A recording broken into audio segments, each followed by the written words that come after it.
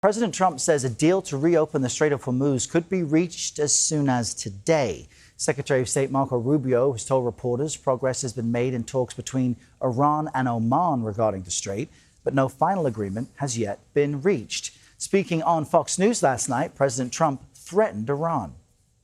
The strait's going to be open very soon, or they're going to get hit very hard, and then the strait's going to be open. And we will go into a tremendous attack, the biggest since World War II. Meanwhile, sources tell CBS News the U.S. has used up nearly all of its global stockpile of long-range precision missiles during the months-long war with Iran. CBS News Middle East contributor Courtney Kealy joins us from our Washington bureau with an update on what's happening here. Courtney, good morning. Great to see you again. What are we learning about the prospects of a deal once again with Iran over the Strait of Hormuz? Viewers will feel like we've been here before. Right. And to keep viewers engaged here, it sounds like Groundhog's Day and then more Groundhog's Day and then more Groundhog's Day. But what this is really happening right now is you have Oman and Iran. Iran has the northern channel. Oman has the southern channel in the Strait of Hormuz. And that's the way it's supposed to work for safety. And these channels are narrow. They're about 2 miles apart each. And technically, they're territorial waters for Iran and Oman.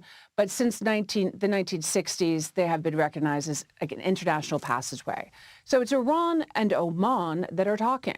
And they have to come to some agreement about how they're going to navigate this.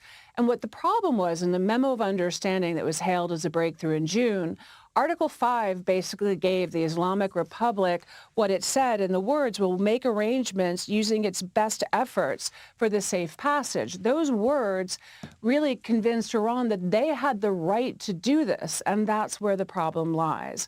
You have all the regional players, especially Qatar and Pakistan, taking the lead to put the backbone into the diplomacy, with Saudi Arabia involved too, because we saw airstrikes by Saudi Arabia recently for the first time. So you're seeing the regional players that have been involved militarily and are very involved diplomatically, but these are the same people we've seen, the same memo of understanding. If Iran and Oman come to an agreement and the U.S., through indirect talks, also agrees, we'll have another 60 days of them trying to hash out the details to get to something permanent. And Courtney, as we've discussed so much about what's happening in the Strait of Hormuz, there is another key waterway that gets access, and it's a shipping route into the Red Sea that has also been at risk. Tell us about what's happening off the coast of Yemen. So the Bab el-Mandeb, the Gate of Tears, because it used to be a very hard passageway, it's also a strait. The Houthis and the Saudis have been in conflict for a long time. The Houthis are from an original Shia sect, and they've been trying to seize control back of Yemen. And the other opposition, the government-supported opposition, is backed by the Saudis. So it's a conflict that's been there before. It's reignited since this. And we saw an Indian-flagged ship capsized by a strike. But these strikes are usually landing at Saudi Arabia shipping or in Yemen against Saudi Arabian-backed forces. But the minute you see this kind of issue in another strait, it halts shipping because nobody wants to take the risk of their sailors being capsized or worse. All right, Courtney Kealy with that important update for us from Washington. Thank you, Courtney.